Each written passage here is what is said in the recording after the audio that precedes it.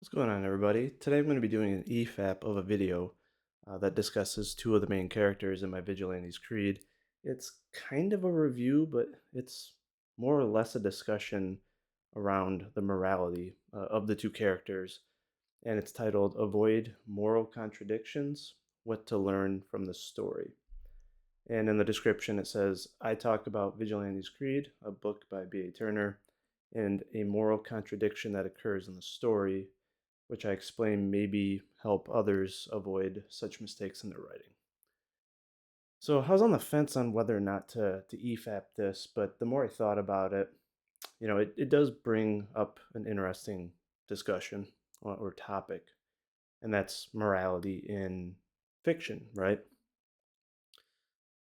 And the other thing too is it does kind of create an avenue just to talk about my characters, which is something I was planning on doing a lot more with my channel, right? Just to go into more details and insight about each character, their motivations, what they believe in. And since this video kind of questions what two of the characters believe in, what their moral values are, I figured, well, might as well kind of kill two birds with one stone.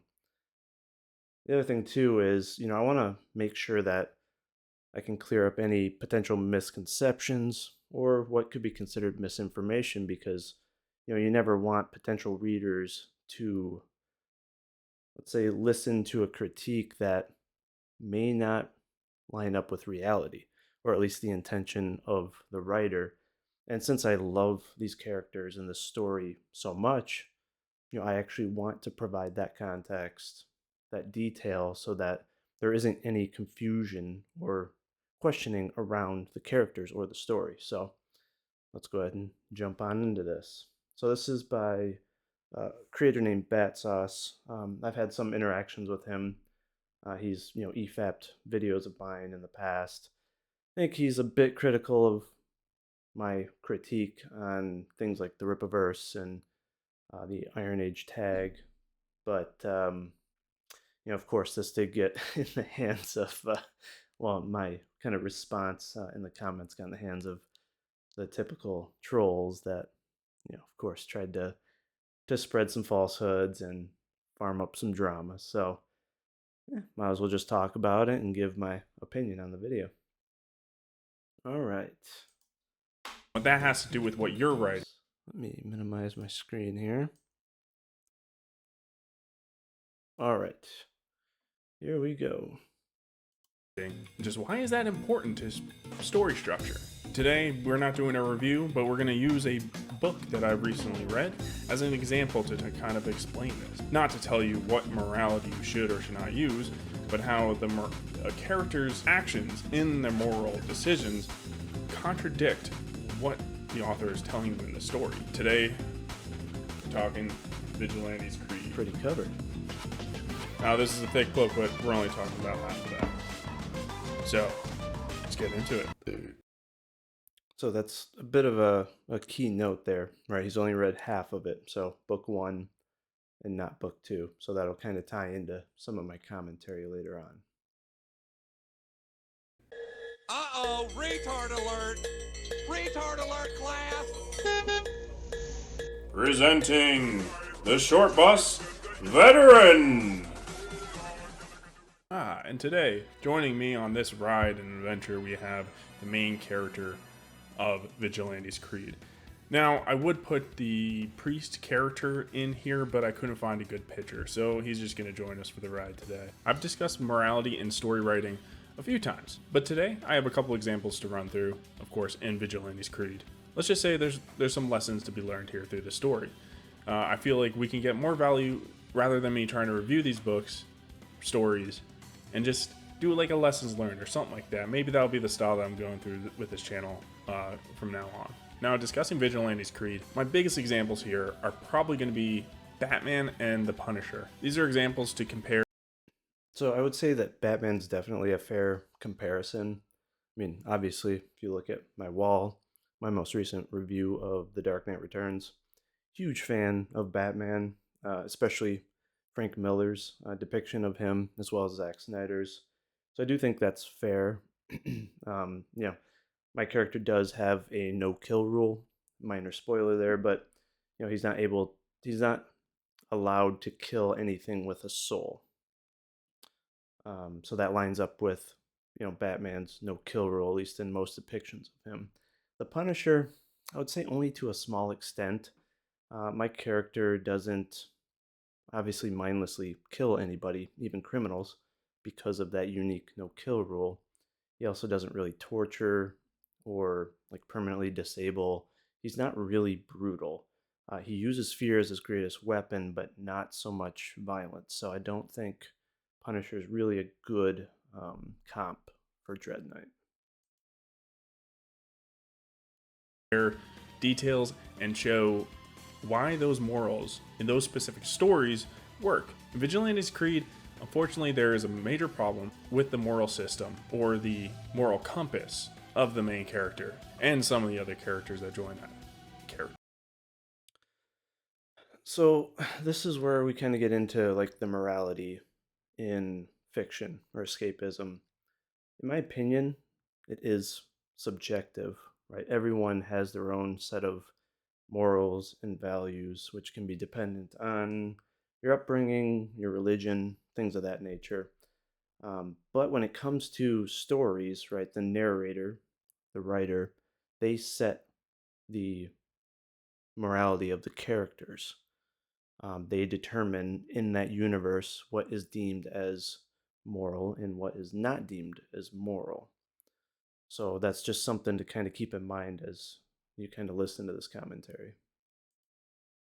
So, Vigilantes Creed, what is that? Let me give you a brief summary. And this is off of the Fun My Comic description of the book. The story. A victim of Detroit's chaos, a man named Slade Allen found himself knocking on death's door. That is until a celestial gift was bestowed upon him, a gift that would change everything. A human by day, a gargoyle by night, Slade hunts down criminals in search of clues that could lead to the source behind the city's rampant spread of crime, forming a team of unprecedented vigilantes along the way. If I sound retarded while I'm reading, welcome to the short bus, guys. Under the alias Dread Knight, he and his battle-hardened team takes matters into their own hands, scratching and clawing until they discover that the city is being held hostage by a name and Incubus, and his mysterious mind control serum. Spoiler alert. Determined to save the city and those they love, our team of heroes lay their lives on the line to end Incubus's reign of terror once and for all. So for my own summary is, yes, basically this guy turns into a gargoyle. A priest with a tome comes and just has a feeling, if I remember correctly. Been about a month, I think, since I finished this. And yeah, he's bestowed upon him gargoyle powers only at night, of which he can do whatever. And in this story, it doesn't really get into that villain Incubus. You get some talking points from him, but the character only gets like a little bit of wind of him, and he's trying to solve a mystery that's going to lead him to Incubus. So really it's just him going out at night being like, I'm going to do what I think needs to be done. That's essentially what this story, the first story. So to kind of give a more clear summary of what's going on in the book without giving too many spoilers. So Dread Knight is essentially trying to find out who is behind all of the unusual criminal activity in the city, all of the unusual, let's say, prisoner releases and trials that seem to be getting shut in an odd way, right? There's a lot of corruption going on in the city, and he's trying to figure out, is it tied to the police? Is it tied to politicians? Things of that nature. And he's already encountered some out of the ordinary criminals with what seem to, criminals that seem to have like super strength or some abilities. And so he's first off trying to go out and find criminals to see, are they connected to anyone that can, or can they themselves explain who is behind all of this, right? To basically gather clues, but also clean up the city at the same time. So he's not just willy-nilly just going around trying to stop crime. It's much deeper than that. There's a reason he's trying to uncover who is behind all of this And, essentially at the beginning of the story, the woman that he saves, gets attacked, but there's something just off about the attacker, and he's trying to figure out why that is and who he's connected to. And he's also already done investigative work to find out, who that attacker was and how he mysteriously got like released from jail, things of that nature. So he's he's doing investigative work. He is. I'm not counting the book two in this. I did not get to book two for Vigilantes Creed. Like, so this is duology. You can't see it. It's 2 books in there. Now, I mentioned this priest character, and why is he the main issue I'm having with this? Well, on the Fun My Comic page, along with in the book, it mentions a real hero and describing the main character as a real hero. On the Fun My Comic page, we can see right here it says selfless and moral, incorruptible, dread. Not selfless and moral, but morally incorruptible. Knight, the main character, is the epitome of heroism. He is a hero unlike any other. Now, I know that the book mentions that they're a vigilante, and that's true. You can be a hero and a vigilante. I think really the difference is of being a vigilante and I guess anything else is really just they're doing heroic acts, or what they think to be considered heroic acts, but not under the law, which you can almost. So yeah, and really most superheroes are vigilantes because they are doing things outside of the law. Sometimes they're working directly for the police or for the government, but uh, even Superman, right? He does things by his own accord in many cases, right? He doesn't go and get the permission of the police or the president or the government to go and stop a criminal or an alien invasion, right? He takes it into his own hands. So that in and of itself is a vigilante or act of vigilantism. Almost consider every character in comic books, almost every character, as like a vigilante, because most of them don't act under the law. Yeah. But even so, the author, the narrator, very much is telling you, the reader, that this character is a moral character. So when you see the That's true. And that's the thing. As mentioned before, the writer, the narrator, they set the morality for the characters, right? They determine what is considered moral or what moral standards that each character has. Now, obviously in the title it's considered avoid moral contradictions.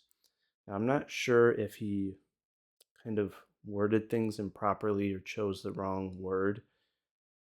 So technically a moral contradiction would be if, for example, a character says he does not believe in doing X, Y, or Z in order to stop a criminal. But then later on, he does X, Y, and Z, right, without any explanation or change in statement of morals along the way. That would be a moral contradiction. Maybe he's referencing moral inconsistencies. But again, that would be similar to where he would have to be wavering on his morals, on his ethics, on his codes along the way. If they are consistent and they say, I believe it's okay to do this, and they do that the entire time, they're not contradicting their own moral guidelines. They're staying within those. So that's where I don't really understand why he went down this route with this video because, again, unless you have specific examples of where he said he doesn't believe in X and then later on does X, there's no moral contradiction. Now, maybe the point is that the character's morals don't line up with his own morals, but that wouldn't be a fault of the writer, right? It's the writer's story, it's his own universe. And that's fine to say, hey, their morals are not in line with mine, so I don't like the characters. That's completely fine. I have no issue with that whatsoever. Not every character or every character's moral guidelines are everyone's cup of tea, right? That's why some people despise the Punisher, for example, right? Because he takes things pretty far. He can be pretty brutal. So they simply just don't consume Punisher content, right? But that's, to me, that's not how that gets explained in this video. The actions, and a majority of these points, you should see these actions as moral, as morally good. And this is a bit of a spoiler in it, but it's even determined that this character has been chosen by Saint Michael himself for being pure of heart. So then the question is, and what I'm trying to drive home, does this character at any point contradict the statement that he's pure of heart? Is there a way for us as the viewer to even prove that? Well, yes, I think there is. I think right in the beginning of the story, it's mentioned that essentially he's not pure of heart. Now, in the very beginning, he runs into a villain, which he stops a grape, YouTube words. So that is a very heroic thing to do. I'm not trying to say what he did there to save this woman wasn't the moral right thing to do.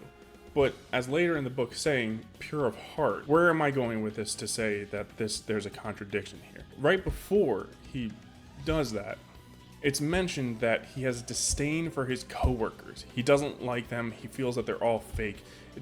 And he's also dwelling on his divorce. He's very sad. He has anger and kind of hate towards people. I think it even might. So he doesn't have hate towards people. Now, being depressed about a divorce, I don't believe that makes someone not pure of heart.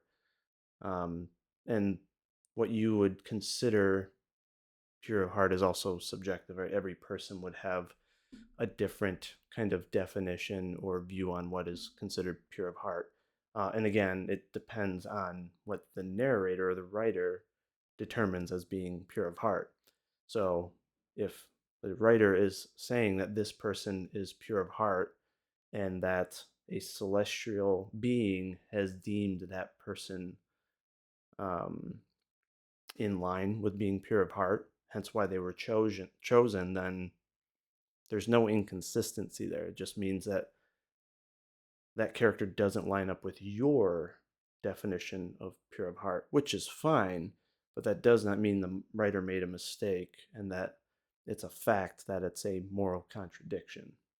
It's simply just it doesn't align with your definition of someone that's pure of heart. Having disdain or not liking or being angry towards people that are fake or immoral doesn't mean someone's not pure of heart. At least not in my opinion, as the writer. It just means that you are aware of what type of people you're surrounded by, and you're not excusing their behavior, and that you're just not okay with it, which is, I mean, from a Christian point of view, right? You wouldn't have to accept someone treating you poorly or being fake. You don't have to accept sins, for example. So, yeah, I don't necessarily agree with that stance. I use the words hate. I might be wrong on that. But somebody who's pure of heart wouldn't hold disdain for people. So, is this a big contradiction? Not so much. Our bigger contradictions really come later into the story. The big moral contradictions are mostly with the priest character, as I have stated before. So every night when this character goes out and does justice, he then comes back to the priest character and tells him about his adventures and what he's done in the night. And the priest character always assures him that he's on the right path and he's doing the right thing. Is there anything wrong with that? No, not quite. It is more of what the Dread Knight is doing at night is where we have our contradictions coming. See, there's a few scenes in here where they're just not heroic. They're not. That's where the people's definition of heroism is subjective. You may see a particular act and say it's heroic, and someone else may say it's not heroic. But I mean, that's, well, we'll get into kind of his example here in a second.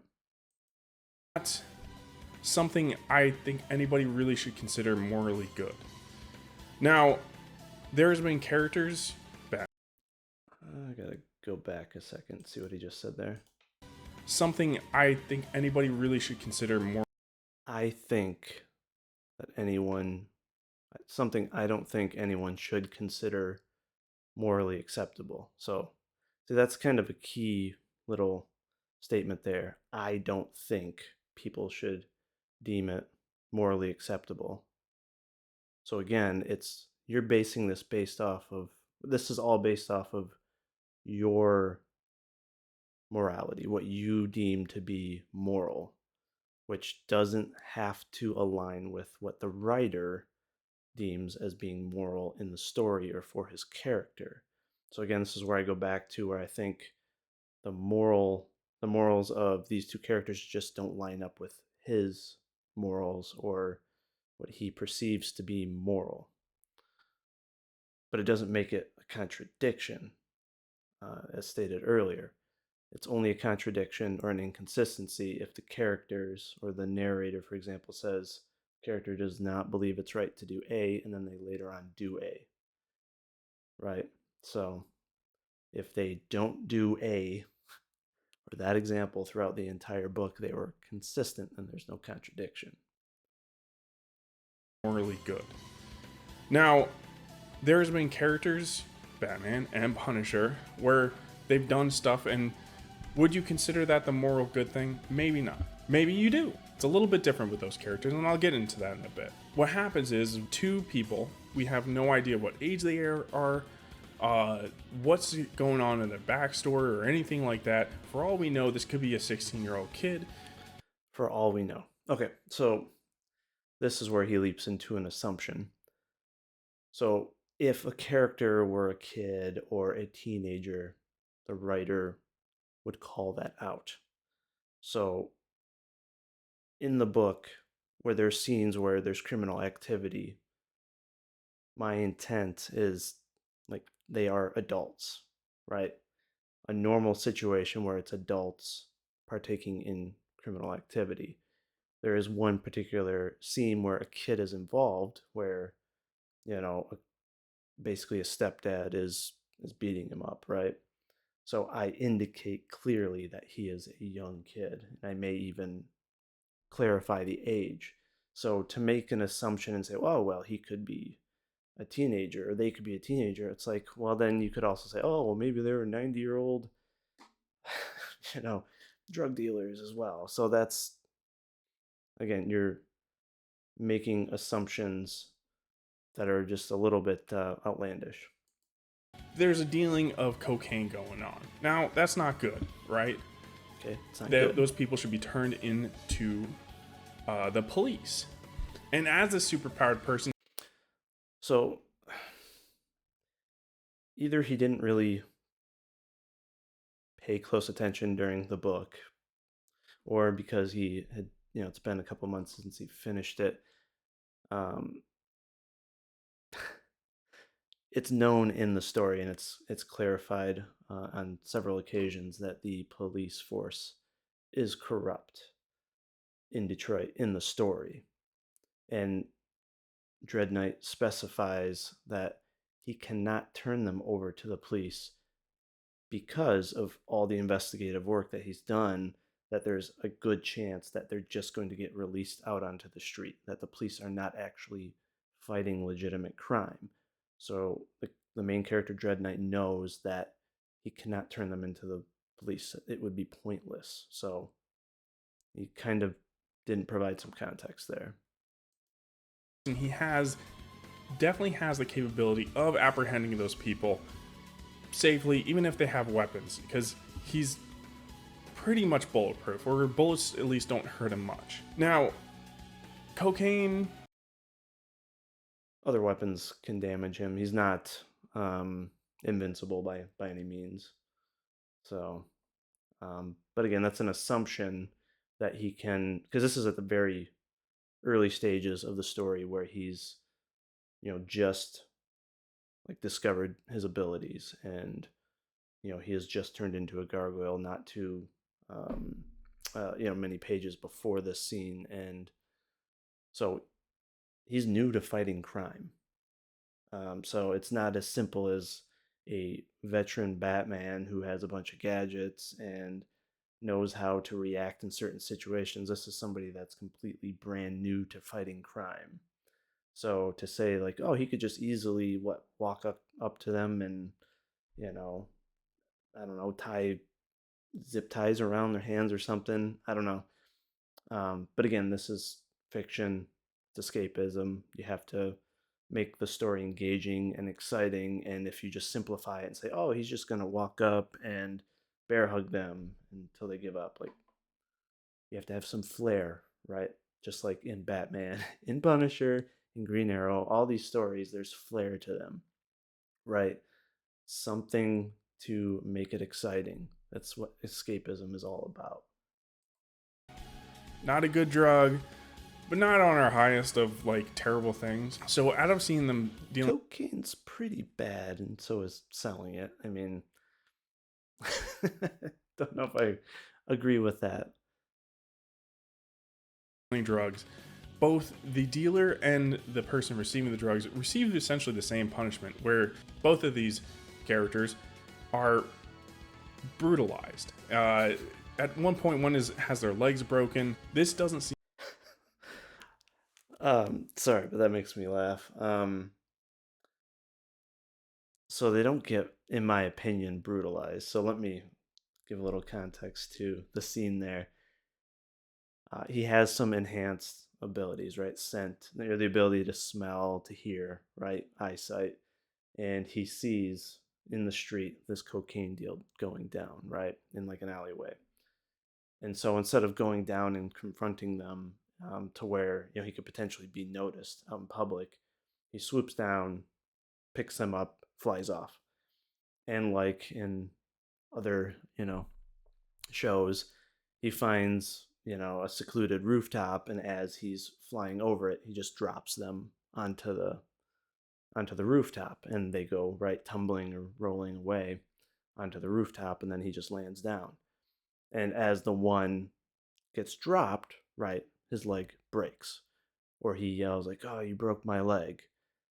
Not both of them, just one. And this ties into the fun little poll I did on Twitter today, right? This is something that's very normal in a lot of vigilante stories where they snap an arm during a fight or they break a leg. um, it's escapism. It's adding some flair to the scene to make it exciting, and that's all that is. um, so yeah. seem like the punishment fits the crime. And the real issue I have with this is maybe that this is what this character believes is what needs to be done to those characters, that they need to be punished in this way. But when he goes and tells the priest character how he's brutalizing these people, and often really his whole thing is, even if it's So again, and that's his opinion that they're being brutalized. When he's talking to the priest and giving him a recap, the night of or the next day of what happened, he's not literally saying, "I went and brutalized these people." No, he's saying, "Hey, I stopped two drug dealers. I tossed them onto a rooftop." And intent also plays a part in this, right? He simply flung them onto a rooftop. That doesn't mean he intended to break their legs, right? It's just a typical fun scene of a hero or a vigilante, right, tossing uh, some criminals onto a rooftop. It's just like when you saw, like in Smallville, for example, right? Clark Kent in so many scenes would throw a criminal or the freak of the week against a building, right, or against a car, and in many cases they would break ribs or things of that nature. And it's Superman, right, or it's Clark Kent becoming Superman, but it doesn't mean he intended to break all their bones. He intended to subdue them, to neutralize them. And so that's what Dread Knight's intention is first to neutralize them. But to really give some context to that scene and Dread Knight as a character, he's not really a superhero, right? He doesn't have superpowers. He has, again, enhanced senses, strength, things of that nature, but he doesn't have, he can't shoot lasers from his eyes, he doesn't have super speed, etc. And his big thing is using fear as his greatest weapon, right? Because he can't turn them into the police, and at this point he doesn't have a way to imprison them himself. So his intention there is to basically scare the living shit out of these criminals so that he leaves a mental mark on them. And he literally is threatening them and trying to scare them so that they won't become repeat offenders. His hope is that, hey, I scare these guys so much and I inflict some pain on them so that the next time they're thinking about selling drugs in the city or doing drugs, they'll remember this and they might think twice, right? Because again, he can't trust the police to actually imprison them, to actually have legal punishment occur. So if he's not going to kill them, which we've already clarified, in this scene specifically, they're still human, they still have souls, he cannot kill them, he can't imprison them, he can't turn them over to the police. So if he just lets them go, well, we know they're just going to repeat the same crimes. But we'll go into that more here in a second. um, and when he's talking again to the priest, he's just giving him a brief recap of, hey, I was able to take down these two criminals. This is what I found out. He's not like bragging about breaking the guy's leg or anything like that. And I don't even go into such detail where I'm saying, hey, he's literally telling the priest that he broke the guy's leg. It's nothing like that. It's just this quick little, like, hey, he's giving him a quick recap because he's excited about what happened. He wants to share the moment with the priest. The priest is his, mentor. He's the reason why he was granted this gift, really. It's petty thievery, right? He'll scar them across their face. And just for stealing stuff with no weapon or anything like that, they're going to be permanently. And he's assuming they don't have a weapon. And when Dread Knight approaches criminals, just like if Batman approaches a criminal, they never know. Again, he doesn't have x-ray vision. He does not know if they're carrying a gun or if they're concealing a knife, things of that nature. So he's using fear and he's using brute force to try to neutralize criminals. And he's saying petty thievery, and he's referring to like a scene where you have some junkies that broke into a pharmacy and they're trying to loot it. So not just like petty thievery. And again, thievery, right?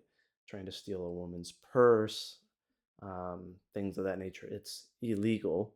And he's trying to find out if each criminal is connected to, let's say, a broader villain, or, as a piece of the puzzle that is um, eroding Detroit, essentially. So it's much more than him just randomly going around and subduing criminals. Scarred for the rest of their life, or their broken legs might be permanently damaged for the rest of their lives. Who knows? And then tell Exactly. Who knows? You're really reaching by saying, like, oh, they could be permanently damaged or crippled or disabled the rest of their life. It's like, if that were the case, I would actually say that. But this is escapism. This happens in so many different books and films where the vigilante breaks uh, the criminal's leg or arm, and it's kind of a waste of energy, and it's also overthinking. Like, oh my god, I feel so bad for that criminal. He could be disabled the rest of his life, and it's like, why not just enjoy the scene and like kind of take it in? Like, oh, that was a fun fight scene. Like, he broke the guy's arm. Like, this is really stretching into pretty outlandish, um, I guess, possibilities. And then on the whole comment about scarring them for life.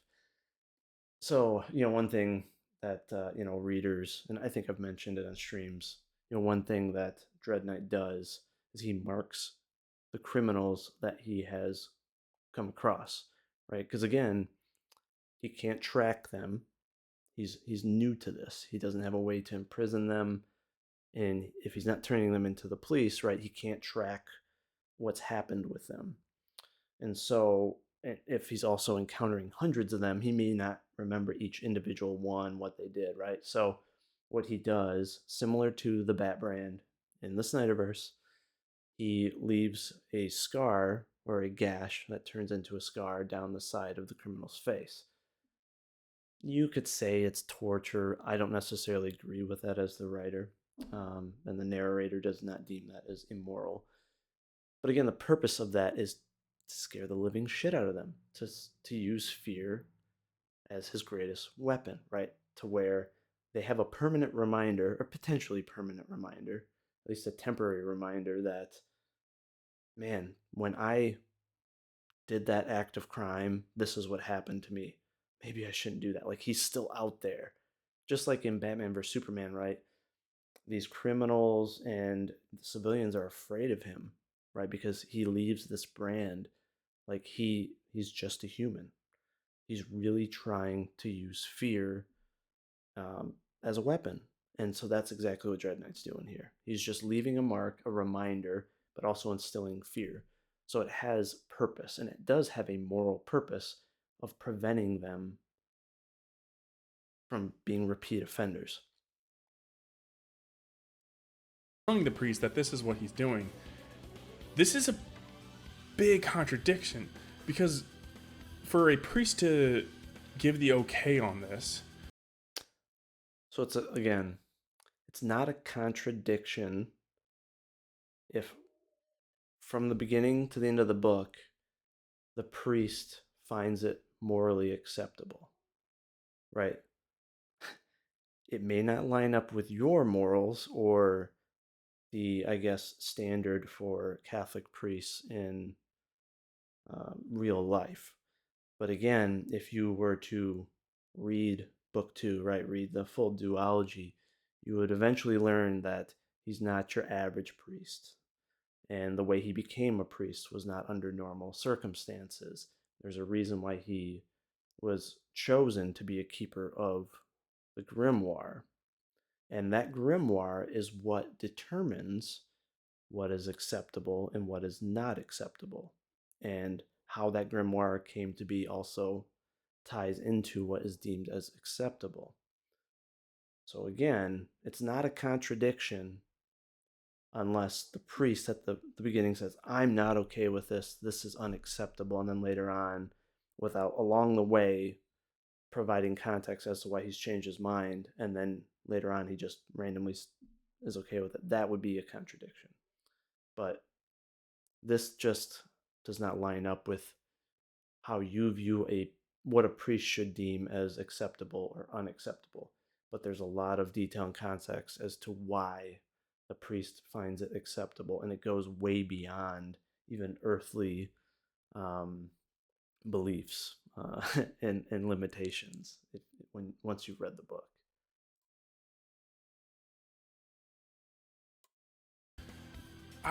As far as I know, with all Christian religions, they're pretty non-violent, and this is taking place in.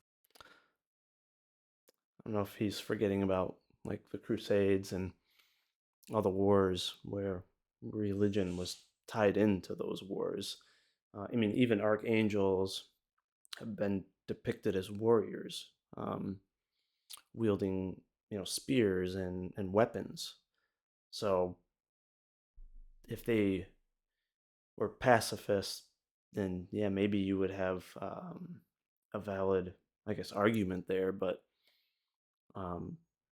again, there's reasons why the priest deems it acceptable, why it's found acceptable because of the grimoire. So that detail and context is in the book, and he either didn't notice it or purposely left out that context. I'm not sure, but obviously it would not have fit with his narrative here. Pretty much our universe. It's Detroit, right? So, therefore, we know how priests act, even in a fictional story. Unless stated otherwise, they should be acting like a typical priest. A cop would act like a typical. So again, this goes more into preference, right? What's in line with your beliefs. You would prefer a priest in fiction act a certain way. You're just not happy that I depicted him in a way that doesn't line up with how you would depict them. And that's fine. You could simply say, I just don't like that character. I don't like his morality. I don't like how he acts, his beliefs. That's completely okay. If he's not a character for you, that's fine. But to say it's a contradiction and that the writer made a mistake because the writer decided to depict the character this way, well, I mean, it's the writer's universe, and he's the one forming what's considered moral and what's not moral in that universe. Typical cop. A corrupt cop is a trope, so you could say that's a shoo-in. But this would be like saying if a firefighter was an arsonist, right? And it's just kind of assumed to the reader that he was an arsonist, but that's not typical of a firefighter.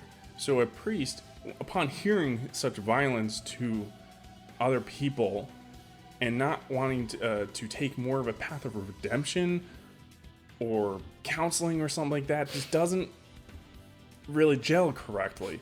I think uh, okay, so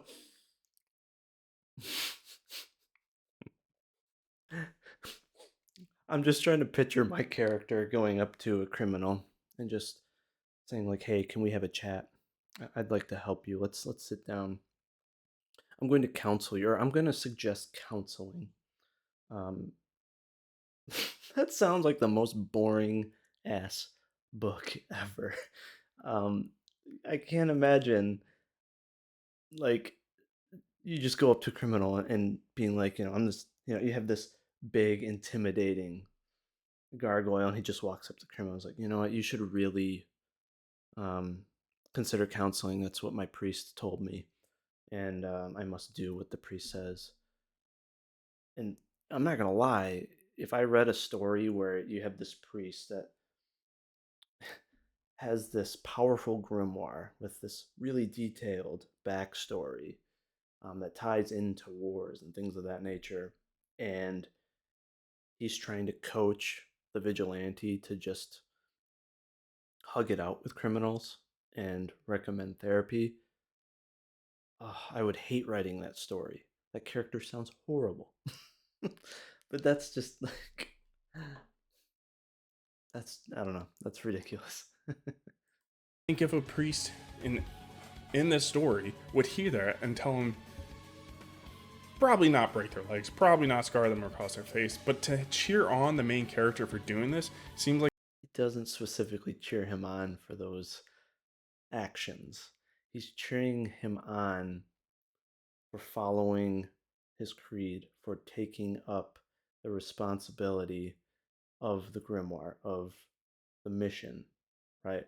For doing whatever it takes to uncover who is behind the criminal uprising in Detroit and for trying to save the city. That's what he's cheering on because that is what's best for the greater good. That's pretty simple. a huge contradiction. So mentioning Batman and Punisher.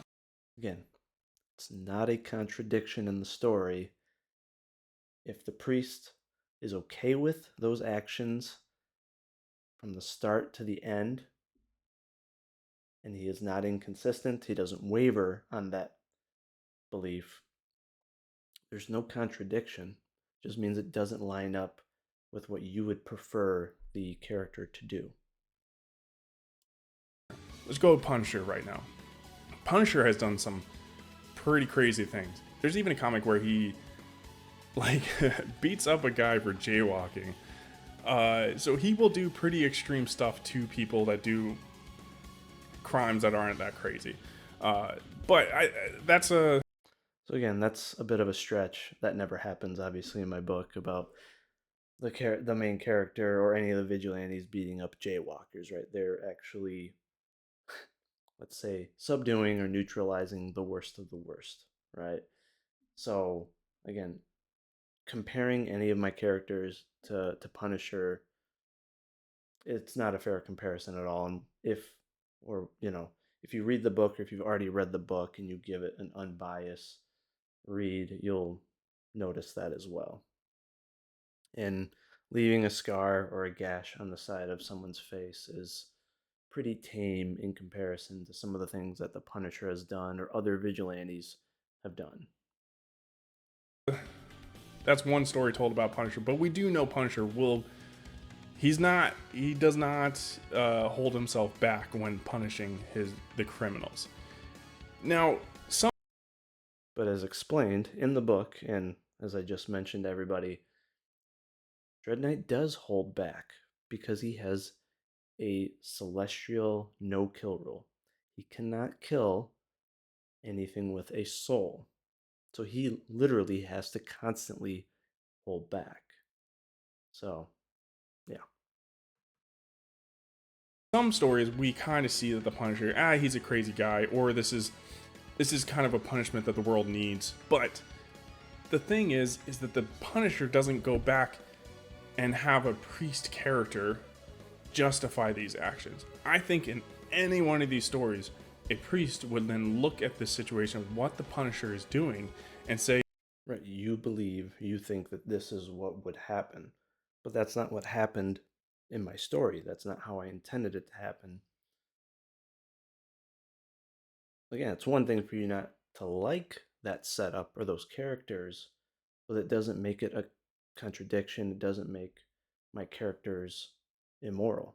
That's definitely a subjective topic on if a reader will find these characters to be immoral, just like Batman, right? Folks will say, oh, Batman's immoral for breaking a criminal's leg, but it's subjective. But in those Batman stories, Batman does not find it to be immoral. And it's not a contradiction unless he says, like, if he has a no kill rule and he says, I don't believe in killing, I'll never kill, and then he just randomly kills somebody, then yeah, that would be a contradiction. So, yeah, this is where the title, to me, just doesn't really make much sense. hey, this is not right. And when you do this in Vigilantes Creed, we then have a contradiction. So that is something that in your stories you might want to look for. Thematic, moral contradictions. A lot of stories though are going to have this, and it's something that even some of the best writers and stuff might have trouble avoiding themselves. So where's Batman come into this, right? Well, Batman is another character, which is essentially a vigilante, right? He is a vigilante. And the way he always distributes justice is he usually beats up his characters, or beats up his opponent, but he usually throws them in jail. I don't think we've ever seen the Batman go to it as far as permanently like disabling somebody or. So again, Dread Knight does not permanently disable folks. He's making the assumption that because he broke that guy's leg that he's permanently disabled, but again, that's an assumption. It is not called out in the book that, hey, that guy is permanently disabled. It's just a way to flare up the scene, add some escapism, make it fun, and he even adds like a witty joke in it. Because I'm trying to make it fun and gritty at the same time. So basically, right, he tosses the dealer and the buyer onto the rooftop. The one guy's leg like snaps, it breaks, and he's whining and crying about his leg being broken. And then Dread Knight walks up to him, and the guy just starts right being like, "Oh, don't kill me," blah blah blah. And Dread Knight's really pushing him, like, "Hey, where did you get this big bag of cocaine?" Right? He's trying to get to the next layer of these criminals, right? To the manufacturer, or you know, the guy's next layer of being a drug dealer or whatever. And so, anyways, he interrogates him.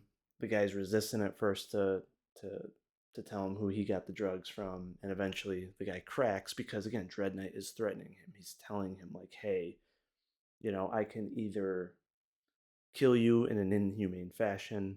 Again, he's just being hyperbolic. He's just trying to scare him. He's not going to kill him. Kill him. He actually can't.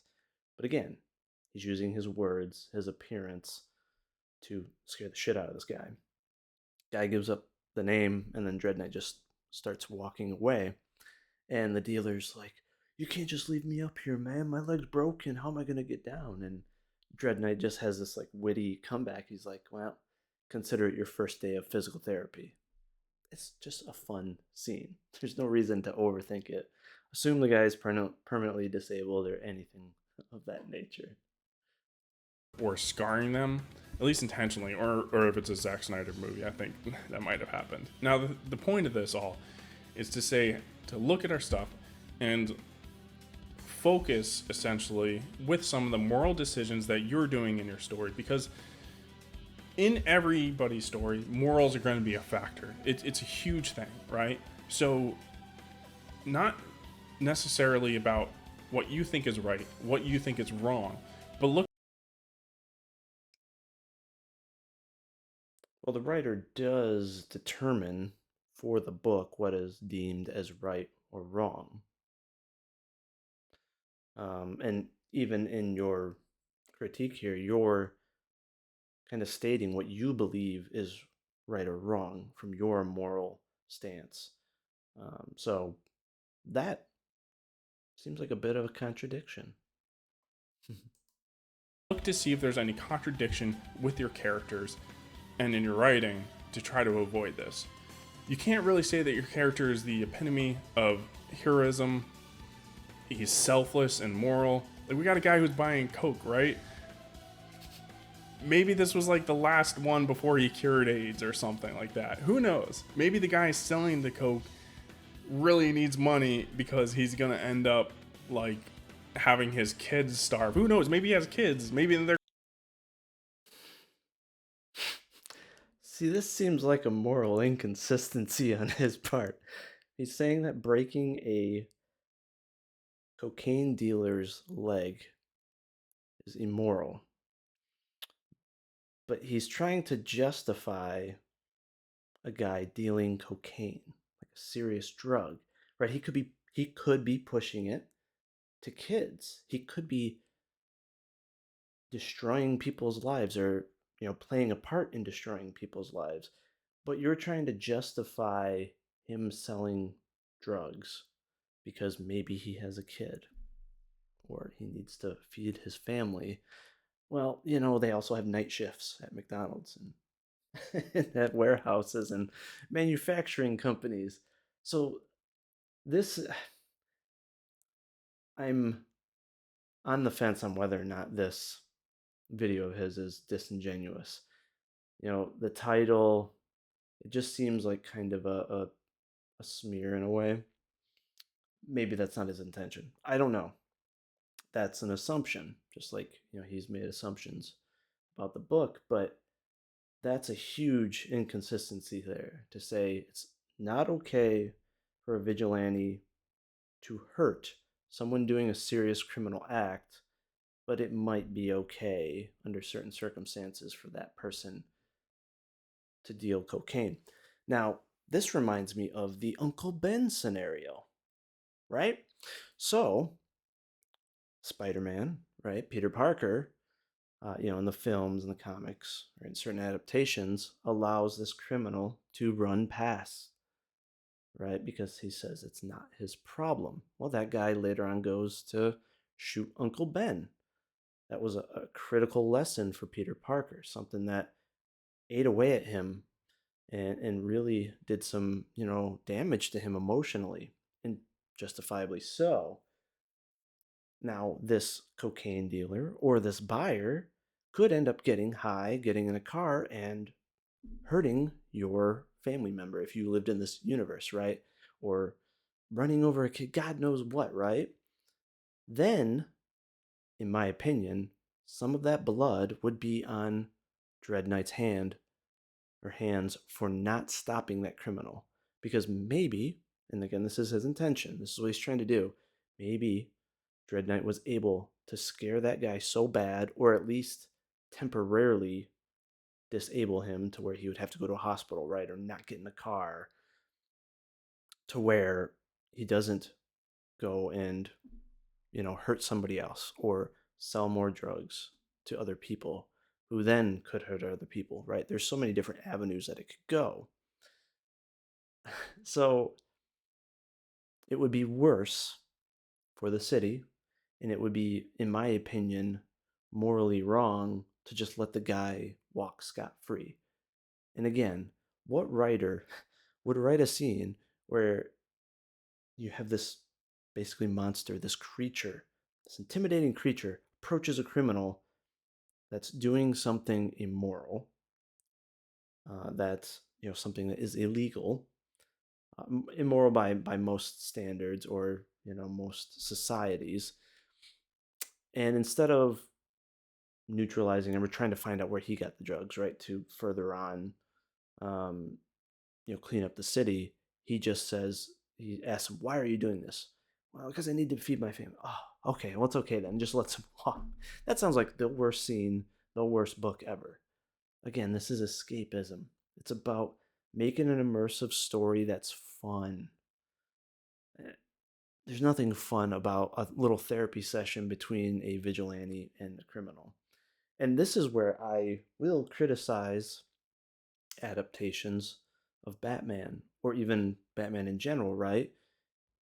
And actually, to go back a second, he said something about Batman would turn in criminals to the police. Well, duh, he's got the police commissioner on his side. He knows that police commissioner is going to try to do the best to make sure that um, he stays behind bars, or that Harvey Dent or whatever lawyer does the best to make sure justice happens, because Commissioner Gordon believes in the justice system, right? I've already explained, and the book explains, that the police force is corrupt. The legal system is corrupt. So there's a reason why he does not turn them over simply to the police. So that's explained, but he's leaving that out, which is very convenient. So again, this is escapism. This is fiction. But yeah, I just that's so ridiculous to try to justify someone selling drugs in a universe where it's illegal and viewed as morally wrong. And your issue is that, oh, well, that vigilante broke his leg, not the fact that that guy was dealing cocaine. And because he interrogated that criminal, he found out who the big drug dealer was in the city, right? Which then also leads him to a lot of other discoveries that are crucial to the ultimate answer that he's looking for in order to save the city. They're going to go starving if he doesn't sell coke, and this is like the last thing because the city of Detroit is really messed up, and this is all he can do. And yes, he shouldn't try to get a job and be a responsible adult. In order to feed his family, you should keep selling drugs.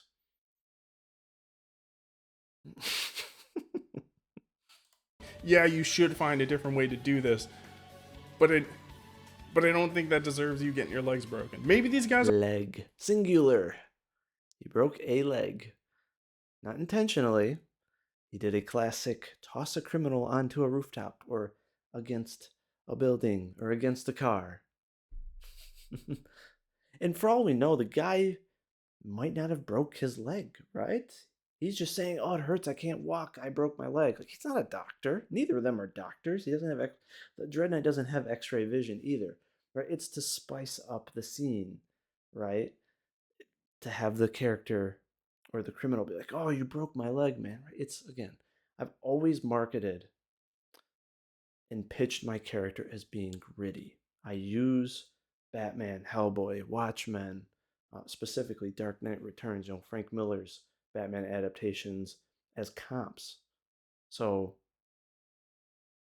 it's even in the campaign as well. So it's known. are the worst people ever, but the story didn't dive into that, and so I can only go with what has been told to me as the reader. So guys, that's my thoughts, and hopefully in some way this is informative. I don't know. I hope you like this style. I hope this was informative, genuinely. And I hope that some people can view this and take something from it. And that's kind of my objective of this, and to do with other stories. But again, if you guys have made it this far, and you're new to the channel, I got news for you. You're retarded. But we're all retarded here. So subscribe. Cruising down the highway, metal busting loud. All right. So, yeah, not exactly sure what the intent of that video was, and it's also kind of weird to do that video before you've read the second book. You know, the second half of that physical book or duology that he has. Because a lot of things in the a lot of things that happen in the second book explain why the priest is the way he is, why he's not an ordinary priest, why he has the belief system that he has, and it dives into the origin of the grimoire and all of that as well. So it was kind of strange to do that video, especially a couple months after the actually reading the book. You know, typically you do the review right after reading it. um, but you know, he was also active in the last debate chat, you know, that I had maybe a month or so ago. And you know, he was also asking those questions about if I find it morally acceptable for, you know, Dread Knight to leave that scar. Clearly, I do. I put it in the book, and I never said in the book that it was morally unacceptable. So again, there's not a contradiction there or an inconsistency. So yeah, it was an interesting video. You know, I don't believe in the whole bad faith review thing. I believe in a valid or invalid criticism. You know, a valid criticism to me is one where it's actually covering the writing, the story, not just one singular aspect, which is, I guess, the morality of the characters, which in that video was very subjective. It was more based off of what he believes is should be considered moral, not what the narrator or the writer deems to be moral in that universe. You know, I honestly don't think it's a valid criticism. Why? Because he doesn't actually talk about story structure, character arcs. He doesn't talk about whether or not, you know, the characters are three dimensional. He doesn't talk about the plot. He doesn't talk about the morality of the bad guys. It was just hyper focused on, in my opinion, how he didn't think those two characters were moral, but he left out the context and the justification for their actions, which is explained in the book. So, pretty interesting. Not gonna lie, I would definitely debate him on the whole topic of morality in, I guess, fiction writing, and even what is considered a moral contradiction in writing. But you know, my intent here is not to, you know, I don't want folks to like leave, you know, crude comments or direct anything negative towards him. That's my intention at all. Um, my intention is just to make sure that potential readers don't watch that video and walk away thinking like, oh, these are, you know, Dread Knight's an anti-hero, right? That he just goes around brutalizing people, that he's immoral, things of that nature. I don't want potential readers to have misconceptions right off the gate to where they won't even pick up the book. Because what's important to me is that as many people read the book as possible, and hopefully they will take something positive away from the book. So, you know, I don't want folks to have the wrong idea. And I want to provide some of that context and detail behind the characters, behind, you know, the intention of the story. And I feel like that was explained, all those things were explained in the book. Um, but again, just a strange, and he even said it's not a review, right? But the way that it was phrased or titled as if like me, the writer, made a mistake, and hey, you can learn from this, and making it seem like definitive that I had moral contradictions in the story when, in my opinion, there were no moral contradictions. And, you know, I explain that, you know, why that is. There'll only be a moral contradiction if the narrator or the character said, I don't believe in X, and then later on performed X. That would be a contradiction, right? If he has a no kill rule, he says, you know, I cannot kill someone with a soul, and then he just randomly kills somebody. You know, he can't kill anybody with a soul, and then he randomly just kills somebody with a soul. That would contradict his moral beliefs. So, but yeah, trolls had fun with, I guess, that video today, which is expected. So people are going to drama farm. This is not meant to stir up any drama or anything. It's just to clarify my position when it comes to these characters and provide some context and hopefully clear up any confusion that potential readers might have. I do think that, again, if someone came and said, hey, I saw some inconsistency in the story structure or the character arcs, typos, things of that nature, you know, I would listen to that. I would try to use that and I would question myself, and see, can I use this criticism to improve the stories? That's what's great about novels is you can constantly just update them. It's not as complicated as comics or expensive to make changes. It's extremely easy, right? You just make the changes for your next print run. But if someone just simply says, "Oh, it sucks," but doesn't give any, reason or context behind that, well, to me that's not a valid criticism. That doesn't do anything to improve my writing. And the fact that to me it seems he just doesn't like the morality of the characters, I mean that doesn't help my writing. You know what I mean? There weren't actually any provable inconsistencies or contradictions. So how does your not liking their morality help me as a writer? I'm not going to write my next book just for you to suit you. I wrote these characters exactly as I intended to, and yeah, they may not be for everyone. I didn't write characters to be for everyone. These characters are for me, for the type of people that I thought would enjoy the story and the characters. Fans of Frank Miller, of Alan Moore. Um, it's that simple. So yeah, interesting. But yeah, thanks for tuning in. I would love to hear folks' feedback. Um, you know, I asked to people keep it respectful. That's the thing. When I do a critique, which isn't very often, I don't call people names. I don't like to do attacks. I don't do that. Things like that. And I'm not gonna start calling this creator any names or anything like that. I just simply want to kind of counter his stance. So yeah, thank you guys for tuning in. And of course, I gotta show my stuff. Go to indiegogo.com, check out Of Blood and Stone and Mortal Defiance, the two novels in the Vigilantes Creed series so far. There's also a beautiful duology version, which he did show right here with the two-way action cover. And then there's, of course, a mini comic, which does give you all of the key information and visual depictions of all of the characters, which you can see the priest right there running up to one of the initial key scenes.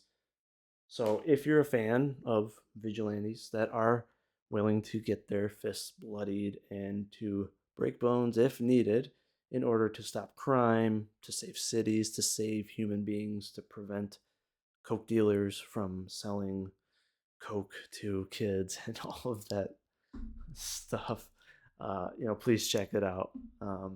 Again, I was inspired by Frank Miller's work, Alan Moore, creators like that have grittier characters. They tie in realism. They do not expect their characters to push therapy or counseling on on the criminals of the city. So, please, check out the link in the description and support an indie creator, and do a review of the book. Let me know what you thought of the writing, what you thought of the characters. I'd love to hear legitimate feedback for sure. And if for some reason you don't like the characters, I have no issue with that at all. There are characters out there, books that I don't like. You know, like I said, even like Superman at times, like Superman's depiction in The Dark Knight Returns, which check out my recent review of that. I can't stand the Superman from The Dark Knight Returns. Right? He's annoying. He's a lapdog for the president. He doesn't even want to help Batman stop a criminal wave in Gotham. He just wants to subdue Batman because he was told to do so. So that's an example of a character that's just not for me. But I think Miller did that intentionally, right?